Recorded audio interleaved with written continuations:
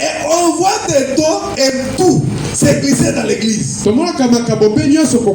Ainsi que l'opération de ces dons. Avant de les laisser opérer et tout, sentez ça donc la pression sur votre cœur. Et bien, l'ennemi est très risé. Vous voyez? Et ce qui met tout le temps les églises en pièces, c'est un vrai don qui opère à fond. Un vrai don qui opère à fond. Quelque chose que Dieu essaie de faire, mais qui opère à fond. Cela va tout simplement, cela va non seulement vous faire du mal, mais cela déchirera toute l'église.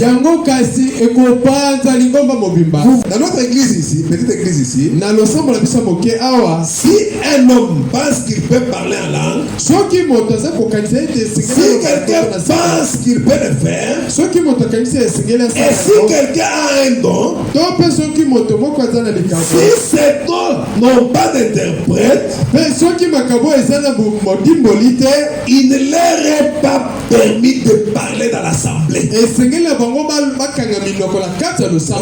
S'il n'y a pas d'interprète, ne parle pas. Voyez? Si ce n'est pas l'écriture, ils avaient un endroit pour se rencontrer. Tous ceux qui avaient le don, ils se rencontraient 2 heures avant que l'église vienne. Ensuite, avant que cela soit reçu, alors 2 ou 3 témoins devraient au moins 2 ou 3 devaient attester que cela venait de Dieu. Sinon, cela n'était pas reçu. Un message non jugé, on ne va pas le recevoir. Mais Dieu savait qu'il devait donner le message là. Il devait susciter aussi des juges. Des gens qui ont les dons de discernement de l'esprit.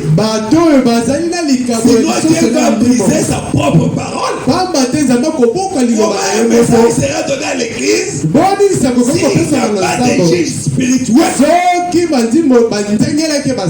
S'il disait ça vient de Dieu, on notait cela.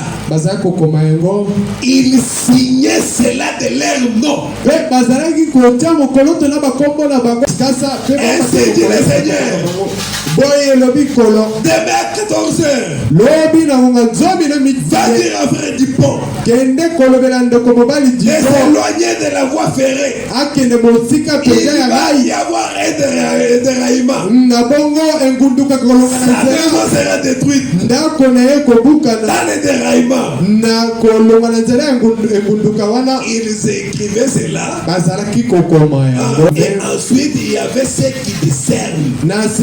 Et il y a l'esprit de discernement. Il disait donc ainsi dit le Seigneur.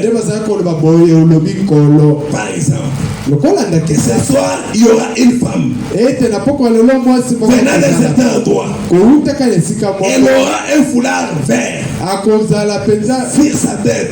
On va la faire entrer. Alléluia. Mais imaginez-vous que tel que les choses étaient dites, la femme se présente avec un foulard bleu. Frère madame dit, ce message-là ne venait pas de Dieu. Dieu connaît les couleurs. Quand il avait dit la couleur verte, ça doit être un foulard de couleur vert. Et singeleza la kitambala ya vert. Alléluia. Amen. Oh non, tu vois, mon vert est bleu, c'est c'est comme si les frères n'avaient pas bien vu. Ah, amona kipenda mala mote. Non. N'essayez pas d'aider Dieu. C'est lui qui discernait ses levées et disait cela venait de Dieu. L'autre disait cela venait de Dieu. Très bien. On écrit ce message. Lorsque cela est déposé sur la chair, et va madame dire si les choses arrivent telles que les choses étaient dites, nous allons glorifier le Seigneur. Mais si la chose ne s'accomplit pas, nous appellerons à celui qui a donné le message et ceux qui ont été interprétés et ceux qui ont jugé. On doit prier pour eux pour chasser les mauvais esprits.